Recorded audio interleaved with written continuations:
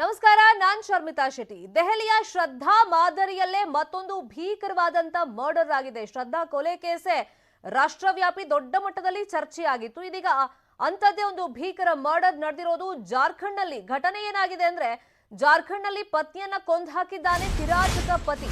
ಪತ್ನಿ ದೇಹವನ್ನ ತುಂಡು ತುಂಡಾಗಿ ಕಟ್ ಮಾಡಿದ್ದಾನೆ ಪಾಪಿ ಪತಿ. ಹೆಂಡತಿಯನ್ನ ಬರ್ಬರವಾಗಿ ಕೊಂದಿದ್ದಲ್ದೆ ತುಂಡು ತುಂಡು ಮಾಡಿ ಅಂಗನವಾಡಿ ಹಿಂದೆ ಎಸ್ದು ಬಿಟ್ಟಿದ್ದಾನೆ ಇಲ್ಲಿ ಗಂಡನೇ. ಪೊಲೀಸರಿಂದ ಚರಂಡಿ ನೀರಿನ ಪೈಪ್ಗಳ ಪರಿಶೀಲನೆ ನಡೀತಾ ಇದೆ. ಜಾರ್ಖಂಡ್ನ ಸಾಹಿಬ್ಗಂಜ್ನಲ್ಲಿ ನಡೆದಿರುವಂತಹ ಘಟನೆ ಇದು. ಆದಿವಾಸಿ ಕುಟುಂಬದ ಜಗಳ ಕೌಟುಂಬಿಕ ಕಾರಣದಿಂದ ಕೊಲೆ ಆಗಿದೆ ಅಂತ ಹೇಳಲಾಗ್ತಾ ಇದೆ. ಈಗ ಪೊಲೀಸರು ಶವದ ತುಂಡುಗಳಿಗೋಸ್ಕರ ರಸ್ತೆ ಬದಿ ಹಾಗೇನೆ ಕಸದ ರಾಶಿಯಲ್ಲೆಲ್ಲ ಹುಡುಕಾಟವನ್ನು ನಡೆಸ್ತಾ ಇದ್ದಾರೆ. ಎಷ್ಟು ವಿಕೃತಿಯನ್ನ ಮೆರೆದಿದ್ದಾರೆ ನೋಡಿ. ಈಗ ಶ್ರದ್ಧಾ ಮಾದರಿಯಲ್ಲೇ ಮತ್ತೊಂದು ಭೀಕರ ಮರ್ಡರ್ ಆಗಿದೆ. ರೀಸೆಂಟ್ ಆಗಿ ನಮ್ಮ ರಾಜ್ಯದಲ್ಲೂ ನಾವು ಗಮನಿಸಿದ್ವಿ. ಬಾಗಲಕೋಟೆಯಲ್ಲಿ ಇದೇ ತರ ಒಂದು ಮರ್ಡರ್ ಅನ್ನ ಮಾಡಲಾಗಿತ್ತು. ಅಂದ್ರೆ ಬೋರ್ವೆಲ್ಗೆ ಎಸಿಯಕ್ಕೆ ಆಗ್ತಿರ್ಲಿಲ್ಲ ಇಡೀ ಬಾಡಿನ ಅಂತ ಹೇಳ್ಬಿಟ್ಟು ತನ್ನ ತಂದೆಯ ಮೃತದೇಹವನ್ನ ಪೀಸ್ ಪೀಸ್ ಮಾಡಿ ಮಗನ ಎಸ್ಬಿಟ್ಟಿದ. ಸೊ ಈಗ ಜಾರ್ಖಂಡ್ ನಲ್ಲಿ ಮತ್ತೊಂದು ಪ್ರಕರಣ ಆಗಿದೆ. ಪತ್ನಿಯನ್ನ ಕಿರಾತಕ ಪತಿ ಕೊಂದು ಹಾಕಿದ್ದಾನೆ. ಈಗ ಇಡೀ ಘಟನೆ ಹೆಂಗ್ ಬೆಳಕಿಗೆ ಬಂತು ಅಂದ್ರೆ, ಈತ ಅಂಗನವಾಡಿ ಹಿಂದೆ ಆ ದೇಹವನ್ನ ತುಂಡು ಮಾಡಿ ಎಸ್ತಿದ್ನಲ್ಲ, ಅಲ್ಲೊಂದು ಕಾಲ್ ಪೀಸ್ ಸಿಕ್ಕಿತ್ತು. ಆ ಕಾಲ್ ಪೀಸ್ ಸಿಕ್ಕಾಗ ಸ್ಥಳೀಯರೆಲ್ಲ ಗಾಬರಿಗೊಂಡಿದ್ದಾರೆ. ಇದೇನಿದು ಒಂದು ಕಾಲ್ ಪೀಸ್ ಬಿದ್ದಿದೆಯಲ್ಲ ಅಂತ ಹೇಳ್ಬಿಟ್ಟು ಅದನ್ನ ವಿಚಾರಣೆ ನಡೆಸಕ್ ಹೋದಾಗ ಈ ಇಡೀ ಪ್ರಕರಣ ಬೆಳಕಿಗೆ ಬಂದಿದೆ. ಕೌಟುಂಬಿಕ ಕಲಹವೇ ಈ ಘಟನೆಗೆ ಕಾರಣ ಅಂತ ಮೇಲ್ನೋಟಕ್ಕೆ ಗೊತ್ತಾಗಿದೆ. ಈ ಬಗ್ಗೆ ಸ್ಥಳೀಯರು ದೂರು ಕೊಟ್ಟಿದ್ರು. ಪ್ರಕರಣ ದಾಖಲಿಸಿ ತನಿಖೆ ಮಾಡಿದಾಗ ಪ್ರಕರಣ ಬೆಳಕಿಗೆ ಬಂದಿದೆ. ಈ ಶ್ರದ್ಧಾ ಕೇಸ್ ಏನಾಯ್ತು ದೆಹಲಿಯಲ್ಲಿ, ಅದಾದ ಮೇಲೆ ಬ್ಯಾಕ್ ಟು ಬ್ಯಾಕ್ ಇಂಥ ಪ್ರಕರಣಗಳು ಬೆಳಕಿಗೆ ಬರ್ತಾ ಇದೆ. ಸರ್ಕಾರಿ ಆಸ್ಪತ್ರೆಗಳಲ್ಲಿ ಬಡವರನ್ನ ಸುಲಿಗೆ ಮಾಡ್ತಲೇ ಇದ್ದಾರೆ. ಅದು ನಿರಂತರವಾಗಿ ನಡೀತಲೇ ಇದೆ. ಕಡಿವಾಣ ಹಾಕೋದು ಯಾರು, ಯಾವಾಗ ಅನ್ನೋ ಪ್ರಶ್ನೆ. ಮೊನ್ನೆ ಕೋಲಾರ ಆಯ್ತು, ಈಗ ರಾಯಚೂರಲ್ಲಿ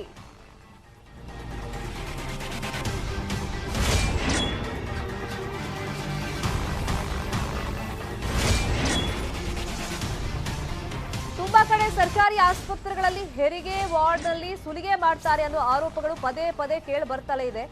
ರಾಯಚೂರಿನ ಲಿಂಗಸಗೂರು ಸರ್ಕಾರಿ ಆಸ್ಪತ್ರೆಯ ಕರ್ಮಕಾಂಡವನ್ನ ನಾವು ಬಿಚ್ಚಿಡ್ತಾ ಇದ್ದೀವಿ.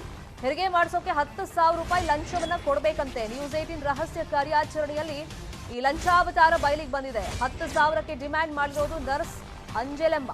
ಗಾಡಿ ಬೇಡಿ 5,000 ರೂಪಾಯಿ ಕೊಟ್ಟಿದ್ದಾರೆ ಗರ್ಭಿಣಿಯ ಸಂಬಂಧಿಕರು. ಯಾಕಂದ್ರೆ ಬಡವರಿಗೋಸ್ಕರನೇ ಸರ್ಕಾರಿ ಆಸ್ಪತ್ರೆ ಇರೋದು. ಇವ್ರ ಹತ್ರ ಹಣ ಇದ್ರೆ ಇವರು ಸರ್ಕಾರಿ ಆಸ್ಪತ್ರೆಗೆ ಯಾಕೆ ಬರ್ತಿದ್ರು, ಪ್ರೈವೇಟ್ ಹಾಸ್ಪಿಟಲ್ಗೆ ಹೋಗ್ತಾ ಇದ್ರು.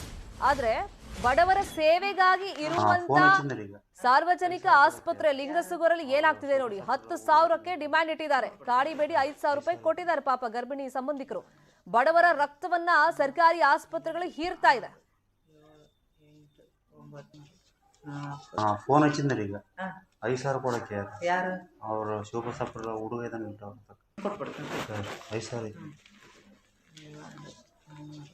4 5 6 7 8 9 4 5 6 7 8 9 10 5,000 ಕೊಟ್ಟಲ್ವಾ?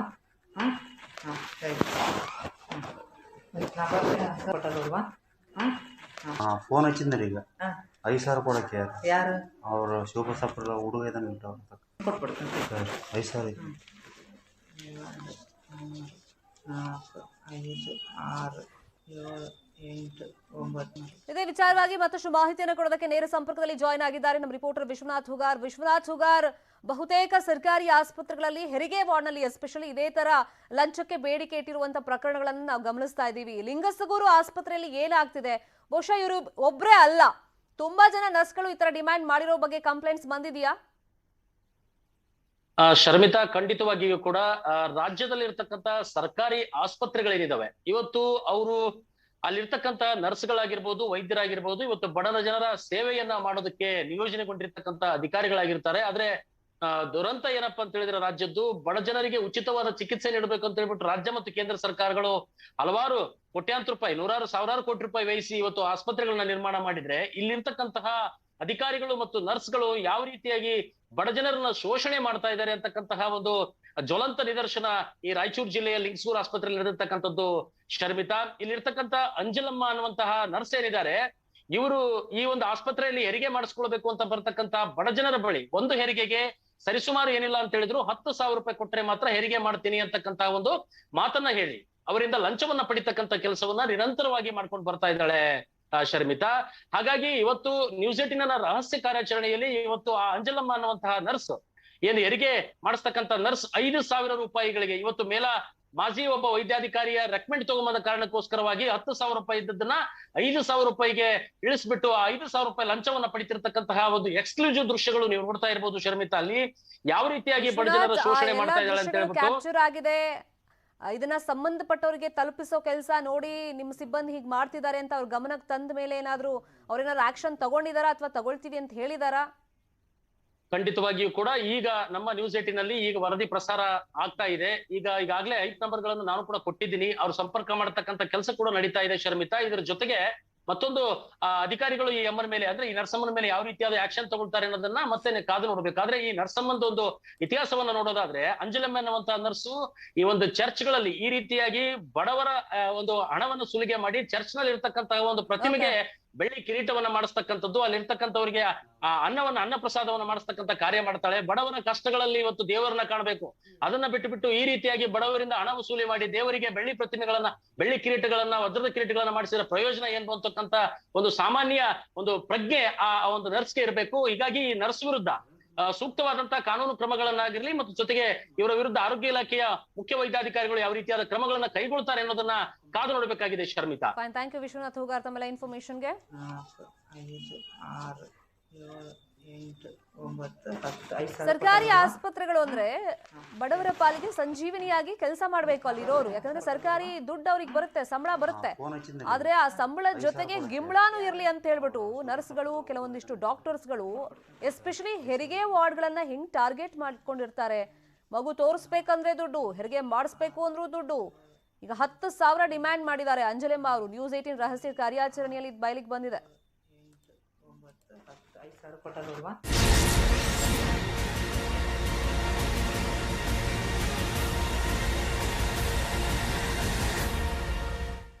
ಮಾಜಿ ಸಚಿವ ಜನಾರ್ದನ್ ರೆಡ್ಡಿ ರಾಜಕೀಯ ಆಟ ಶುರುವಾಗುತ್ತಾ? ಆಪ್ತನ ಮನವೊಲಿಕೆಗೆ ಬಗ್ಗಲಿಲ್ವಾ ಹಾಗಾದ್ರೆ ಗಾಲಿ ರೆಡ್ಡಿ? ಜನಾರ್ದನ್ ರೆಡ್ಡಿ ಹೊಸ ಪಕ್ಷಕ್ಕೆ ಈಗ ಮುಹೂರ್ತ ಫಿಕ್ಸ್ ಆಗಿದೆ.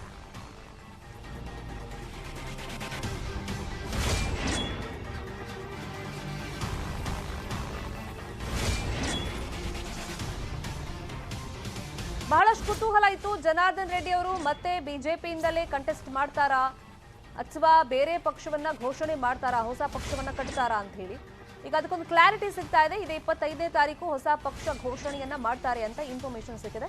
ದೆಹಲಿಯಲ್ಲಿ ಆಲ್ರೆಡಿ ಪಕ್ಷ ನೋಂದಣಿ ಕಾರ್ಯ ಪೂರ್ಣ ಆಗಿದೆ. ಆಪ್ತರ ಹೆಸರಲ್ಲೇ ಹೊಸ ಪಕ್ಷ ನೋಂದಣಿಯನ್ನ ರೆಡ್ಡಿ ಮಾಡಿಸಿದ್ದಾರಂತೆ.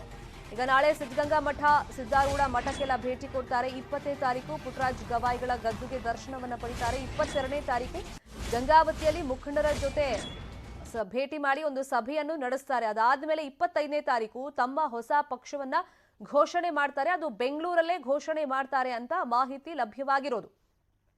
ಈಗ ಬಿಜೆಪಿ ಅವರಿಗೆ ಈ ಬಗ್ಗೆ ಬಹಳಷ್ಟು ಟೆನ್ಷನ್ ಇತ್ತು.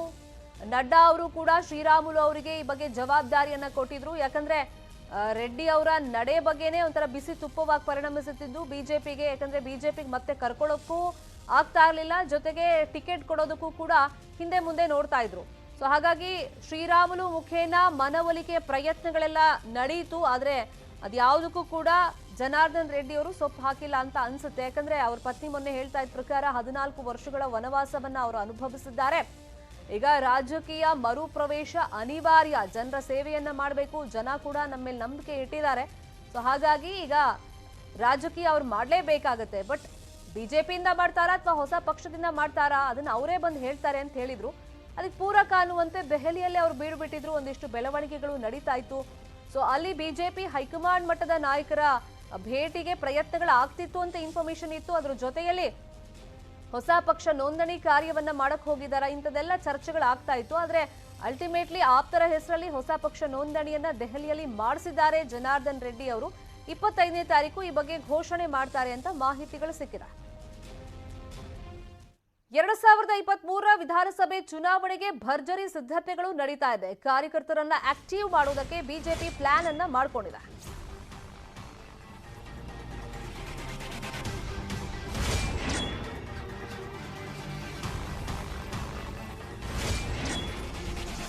ಇವತ್ತು ರಾಜ್ಯ ಮಟ್ಟದ ಪ್ರಕೋಷ್ಠಗಳ ಸಮಾವೇಶ ನಡೆಯುತ್ತೆ. ಶಕ್ತಿ ಸಂಗಮ ಹೆಸರಲ್ಲಿ ಸಮಾವೇಶ ನಡೆಯೋದು. ಅರಮನೆ ಮೈದಾನದ ಗಾಯತ್ರಿ ವಿಹಾರದಲ್ಲಿ ಸಮಾವೇಶವನ್ನು ನಡೆಸ್ತಾರೆ. ಈ ಸಮಾವೇಶದಲ್ಲಿ ಇವತ್ತು ಸುಮಾರು 15ರಿಂದ 16 ಸಾವಿರ ಕಾರ್ಯಕರ್ತರು ಪಾಲ್ಗೊಳ್ಳುವಂತ ನಿರೀಕ್ಷೆಗಳಿದೆ. ಇನ್ನು ಸಮಾವೇಶವನ್ನ ಉದ್ಘಾಟನೆ ಮಾಡ್ತಾರೆ ಕೇಂದ್ರ ಸಚಿವ ಅಶ್ವಿನಿ ವೈಷ್ಣವ್ ಅವರು. ಸಮಾರೋಪದ ಭಾಷಣವನ್ನ ಮಾಡ್ತಾರೆ BL ಸಂತೋಷ್ ಅವರು. ಬೂತ್ ಮಟ್ಟದಿಂದ ಪಕ್ಷವನ್ನ ಬಲಗೊಳಿಸುವಂತ ನಿಟ್ಟಿನಲ್ಲಿ ಕಾರ್ಯಕರ್ತರಿಗೆ ಈ ಒಂದು ಸಮಾವೇಶದಲ್ಲಿ ಪಾಠವನ್ನ ಹಿರಿಯ ನಾಯಕರು ಮಾಡ್ತಾರೆ. ಈಗ ಹೆಂಗಾದ್ರೂ ಮಾಡಿ 2023ರಲ್ಲಿ ಮತ್ತೆ ಅಧಿಕಾರಕ್ಕೆ ಬರಬೇಕು, ಚುನಾವಣೆಯಲ್ಲಿ ಬಹುಮತವನ್ನ ಪಡಿಬೇಕು ಅಂತ ಆಡಳಿತದಲ್ಲಿರುವಂತಹ ಬಿಜೆಪಿಯವರು ಸತತ ಪ್ರಯತ್ನಗಳನ್ನ ನಡೆಸ್ತಾಲೇ ಇದ್ದಾರೆ. ಈಗ ಬೂತ್ ಮಟ್ಟದಿಂದ ಪಕ್ಷವನ್ನ ಸ್ಟ್ರಾಂಗ್ ಮಾಡೋ ನಿಟ್ಟಿನಲ್ಲಿ, ಬಲಗೊಳಿಸುವಂತ ನಿಟ್ಟಿನಲ್ಲಿ ಕಾರ್ಯಕರ್ತರಿಗೆ ಪಾಠ ಆಗ್ಬೇಕಲ್ಲ, ಅದಕ್ಕೋಸ್ಕರನೇ ಇವತ್ತು ಕಾರ್ಯಕರ್ತರನ್ನ ಆಕ್ಟಿವ್ ಮಾಡೋದಕ್ಕೆ ಸಮಾವೇಶವನ್ನ ನಡೆಸ್ತಾ ಇರೋದು. ಬೆಂಗಳೂರು ಪೊಲೀಸರಿಗೆ ಕೋಳಿ ವಿರುದ್ಧ ಕಂಪ್ಲೇಂಟ್ ಬಂದಿದೆ. ಕೋಳಿ ಕೂಗೋದ್ರಿಂದ ಇಲ್ಲಿನ ಜನರಿಗೆ ನಿದ್ದೆ ಬರ್ತಾ ಇಲ್ವಂತೆ. ಪೊಲೀಸ್ ಕಮಿಷನರ್ಗೆ ಟ್ವೀಟ್ ಮೂಲಕ ಒಂದು ಕಂಪ್ಲೇಂಟ್ ಅನ್ನು ಕೊಡಲಾಗಿದೆ.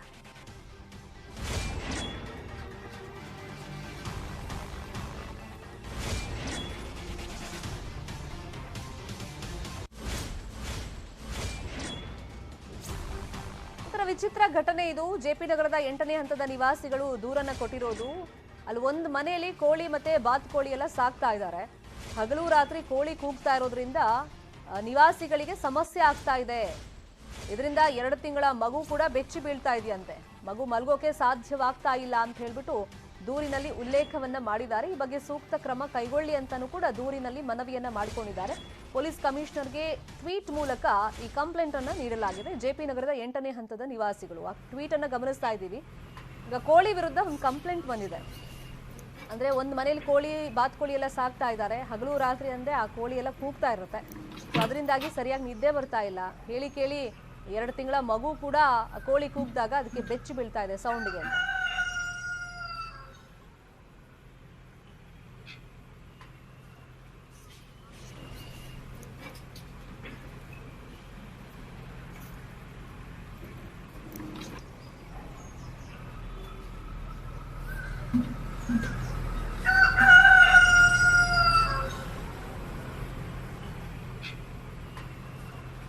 ಯೂಶಲಿ ಈ ತರ ವಾತಾವರಣ ಹಳ್ಳಿ ಕಡೆ ಇರುತ್ತೆ ಕೋಳಿ ಕೂಗೋದು. ಬಟ್ ಸಿಟಿ ಮಂದಿ ಒಬ್ಬೊಬ್ರು ನನ್ನ ಶಿಫ್ಟಲ್ಲಿ ಕೆಲಸ ಮಾಡ್ತಾರೆ, ಸರಿಯಾಗಿ ನಿದ್ದೆ ಇರೋದಿಲ್ಲ. ಆ ಟೈಮ್ನಲ್ಲಿ ಈ ತರ ಪ್ರಾಣಿ ಪಕ್ಷಿಗಳಿಂದ ನಮಗೆ ಡಿಸ್ಟರ್ಬ್ ಆಗ್ತಿದೆ ಅಂತ. Welcome back. ರಾಜಧಾನಿಯಲ್ಲಿ ಹೆಚ್ಚಾಗಿದೆ ಪುಡಿ ರೌಡಿಗಳ ಅಟ್ಟಹಾಸ. ಬಾಣಸ್ವಾಡಿಯಲ್ಲಿ ಹಾಡಹಗಲೇ ಲಾಂಗ್ ನಿಂದ ಅಟ್ಯಾಕ್ ಅನ್ನ ಮಾಡಲಾಗಿದೆ. ಅಂಗಡಿಯವನ ಮೇಲೆ ಲಾಂಗ್ ನಿಂದ ಅಟ್ಯಾಕ್ ಮಾಡಲಾಗಿದೆ. ಕುಡಿದ ನಶೆಯಲ್ಲಿದ್ದ ಅಂತ ಹೇಳಿ ಬೈದಕ್ಕೆ ಲಾಂಗ್ ನಿಂದ ಅಟ್ಯಾಕ್ ನಡೆಸಲಾಗಿದೆ. ಅಂಗಡಿ ಮುಂದಿದ್ದ ಬೈಕ್ಗಳನ್ನು ಬೀಳಿಸಿ ರೌಡಿ ಸುದೇಶ್ ಆರ್ಭಟವನ್ನ ಮಾಡಿದ್ದಾನೆ. ಬಾಣಸ್ವಾಡಿ ಪೊಲೀಸರಿಂದ ರೌಡಿ ಸುದೇಶ್ ಎಂಬಾತನ ಬಂಧನ ಆಗಿದೆ. ಆ ದಾಳಿಯ ದೃಶ್ಯವನ್ನು ನಾವು ತೋರಿಸ್ತಾ ಇದ್ದೀವಿ. ಕುಡಿದ ನಶೆಯಲ್ಲಿ ಗಲಾಟೆ ಆಗಿದೆ. ಸ್ವಲ್ಪ ಯಾಮಾರಿದ್ರು ಕೂಡ ಹೆಣ ಬೀಳ್ತಾ ಇತ್ತು. ಇನ್ನು ಬಾಣಸ್ವಾಡಿಯಲ್ಲಿ ರೌಡಿ ದಾಳಿ ಮಾಡಿದ ಸ್ಥಳದಿಂದ ನಮ್ಮ ಪ್ರತಿನಿಧಿ ಗಂಗಾಧರ್ ಪ್ರತ್ಯಕ್ಷ ವರದಿ ಕೊಟ್ಟಿದ್ದಾರೆ, ನೋಡೋಣ. ಬೆಂಗಳೂರಿನಲ್ಲಿ ದಿನದಿಂದ ದಿನಕ್ಕೆ ಪುಡಿ ರೌಡಿಗಳ ಅಟ್ಟಹಾಸ ಮಿತಿ ಮೀರ್ತಾ ಇರುವಂತದ್ದು. ಇತ್ತೀಚೆಗಷ್ಟೇ ಕುಂದಳ್ಳಿ ಗೇಟ್ ಬಳಿ ಕೇವಲ ಸಿಗರೇಟ್ ವಿಚಾರಕ್ಕೆ ಪುಡಿ ರೌಡಿಗಳು ಇಡೀ ಅಂಗಡಿಯನ್ನ ಧ್ವಂಸ ಮಾಡಿ ಅವರ ಮೇಲೆ 2 ಯುವಕರ ಮೇಲೆ ಮಾರಣಾಂತಿಕವಾದಂತಹ ಹಲ್ಲೆಯನ್ನ ಮಾಡಿದ್ರು. ಈಗ ಅದರ ಬೆನ್ನಲ್ಲೇ ಬಾಣಸ್ವಾಡಿಯ ಜೈಭರತ್ ನಗರದಲ್ಲಿ ಕೇವಲ ಏನು ಹಪ್ತಾ ನೀಡುವಂತಹ ವಿಚಾರಕ್ಕೋಸ್ಕರ ಲಾಂಗ್ ಅನ್ನ ಬೀಸಿರುವಂತಹ ಘಟನೆ ನಡೆದಿದೆ. ಅದು CCTVಯಲ್ಲಿ ಕೂಡ ರೆಕಾರ್ಡ್ ಆಗಿರುವಂತದ್ದು. ಅದು ಈಗ ನಾವು ಸದ್ಯ ಜೈಭರತ್ ನಗರದಲ್ಲಿರುವಂತಹ ಒಂದು ಫಿಶ್ ಮಳಿಗೆ ಬೆಲೆಯ ಮುಂಭಾಗದಲ್ಲಿದ್ದೇವೆ. ಈ ಅಂಗಡಿಯ ನಿನ್ನೆ ಮಧ್ಯಾಹ್ನ ಅಂದ್ರೆ 3 ಗಂಟೆಯ ಸಮಯದಲ್ಲಿ ಏನು ಆ ಆರೋಪಿ ಪುಡಿ ರೌಡಿ ಸುದೇಶ್ ಅಂತ ಏನಿದ್ದಾನೆ, ಆತ ಈ ಅಂಗಡಿ ಮುಂದೆ ಬಂದು ಅವರ ಬಳಿ ಹಪ್ತವನ್ನ ಕೊಡಬೇಕು ಅಂತ ಹೇಳಿ ಅವರ ಮುಂದೆ ಸುಲಿಗೆಯನ್ನ ಮಾಡೋಕೆ ಮುಂದಾಗ್ತಾನೆ. ಆದ್ರೆ ಅವರು ಕೊಡೋದಿಲ್ಲ. ಅನಂತರ ಗಲಾಟೆ ಮಾಡಿಕೊಂಡು ಈ ಅಂಗಡಿ ಮುಂದೆ ಇದ್ದಂತಹ ಬೈಕ್ ಗಳನ್ನ ಒದ್ದು ಮತ್ತೆ ಕ್ರೇಟ್ ಗಳನ್ನ ಬಿಸಾಡಿ ಹೋಗುವಂತದ್ದು. ಅನಂತರ ರಾತ್ರಿ ಬಂದು ಇಲ್ಲಿ ಕಾಣಿಸ್ತಾರೋ ಏನು ಈ ಅಂಗಡಿಯನ್ನು ನಡೆಸುವಂತಹ ಮನೋಜ್ ಅಂತ ಏನಿದ್ದಾರೆ ಅವರ ಮೇಲೆ ಲಾಂಗ್ ಬೀಸುವಂತದ್ದು. ಆದ್ರೆ ಜಸ್ಟ್ ಮಿಸ್ ಅವರು ಅದರಿಂದ ಬಚಾವ್ ಆಗ್ತಾರೆ. ಒಂದ್ ವೇಳೆ ಆ ಲಾಂಗ್ ಏನಾದ್ರು ಅವರು ಸಿಕ್ಕಿದ್ರೆ ನಿಜಕ್ಕೂ ಕೂಡ ಒಂದು ಅಪಾಯವೇ ಆಗ್ತಾ ಇತ್ತು. ಆದ್ರೆ ಅದೃಷ್ಟವಶಾತ್ ಅವರು ಉಪಾಯದಿಂದ ಅವರು ಹಿಂದಿಗೆ ಹೋಗಿ ಅಂಗಡಿಯಲ್ಲಿ ಅವುಕೊಳ್ತಾರೆ. ಆದ್ರೆ ಆ ಸಂದರ್ಭದಲ್ಲಿ ಆತ ಲಾಂಗ್ ಬೀಸೋದ್ರ ಜೊತೆಗೆ ಥ್ರೆಟ್ ಮಾಡಿ ಅಲ್ಲಿಂದ ಹೋಗುವಂತದ್ದು. ಇದೆಲ್ಲ ಕೂಡ ಈ ಅಂಗಡಿಯ ಒಳಗಡೆ ಇರುವಂತಹ CCTVಯಲ್ಲಿ ರೆಕಾರ್ಡ್ ಆಗಿದೆ. ಒಂದೆರಡು ಬಾರಿ ಕೊಟ್ಟಿದ್ವಿ, ಆದ್ರೆ ಪದೇ ಪದೇ ಅದು ರಿಪೀಟ್ ಆದ ಹಿನ್ನೆಲೆಯಲ್ಲಿ ನಿನ್ನೆ ಕೂಡ ಹಣ ಕೊಟ್ಟಿರಲಿಲ್ಲ. ಈಗ ಮತ್ತೆ ನಿನ್ನೆ ಸಂಜೆ ಬಂದು ಗಲಾಟೆಯನ್ನ ಮಾಡಿ ರಾದಾಂತ ಮಾಡಿದ್ದಾರೆ. ಜೊತೆಗೆ ನಮ್ಮ ಮೇಲೆ ಹಲ್ಲೆಯನ್ನ ಮಾಡೋಕೆ ಮುಂದಾಗಿದೆ. ಈಗ ಸದ್ಯ ನಾವು ಪೊಲೀಸ್ ಠಾಣೆ ಕಂಪ್ಲೇಂಟ್ ಕೊಡ್ತೀವಿ ಅಂತ ಹೇಳಿರುವಂತದ್ದು. ಈಗ ಸದ್ಯ ಬಾಣಸ್ವಾಡಿ ಪೊಲೀಸರು ಸಹ ಈಗ ಆತನನ್ನ ಸುದೇಶ್ ಎಂಬ ಪುಡಿ ರೌಡಿಯನ್ನ ಬಂಧನ ಮಾಡಿದ್ದಾರೆ. ಜೊತೆಗೆ ನಗರದಲ್ಲಿ ಈ ಒಂದು ಘಟನೆಗಳು ಮತ್ತೆ ಮತ್ತೆ ಮರುಕಳಿಸ್ತಾ ಇರುವಂತದ್ದು. ಪೊಲೀಸರು ಏನ್ ಮಾಡ್ತಾ ಇದ್ದಾರೆ, ಮತ್ತೆ ಹೊಯ್ಸಳ ಬೀಟ್ ಆಗಿರ್ಬೋದು, ಮತ್ತೆ ಈ ರೀತಿಯ ಪೊಲೀಸ್ ಸಿಬ್ಬಂದಿಯ ಭದ್ರತೆ ಮತ್ತೆ ಜೊತೆಗೆ ನಗರದಲ್ಲಿ ಸೂಕ್ಷ್ಮ ಪ್ರದೇಶಗಳಲ್ಲಿ ಯಾವ ರೀತಿ ಅಲರ್ಟ್ ಆಗಿರುತ್ತೆ ಅನ್ನೋದಕ್ಕೆ ಅವರು ಕೂಡ ಅಲರ್ಟ್ ಆಗಬೇಕಾಗುತ್ತೆ. ಆದ್ರೆ ಇಂತಹ ಘಟನೆಗಳು ಮತ್ತೆ ಮತ್ತೆ ಮರುಕಳಿಸ್ತಾ ಇರುವಂತದ್ದು. ಪೊಲೀಸರು ಇನ್ನಷ್ಟು ಎಚ್ಚರಿಕೆ ವಹಿಸುವಂತಹ ಮಾಹಿತಿ. ಪರ್ಸನ್ ಗುರುಶೇಖರ್ ಜೊತೆ ಗಂಗಾಧರ್ ಭಕ್ತ, ನ್ಯೂಸ್ 18.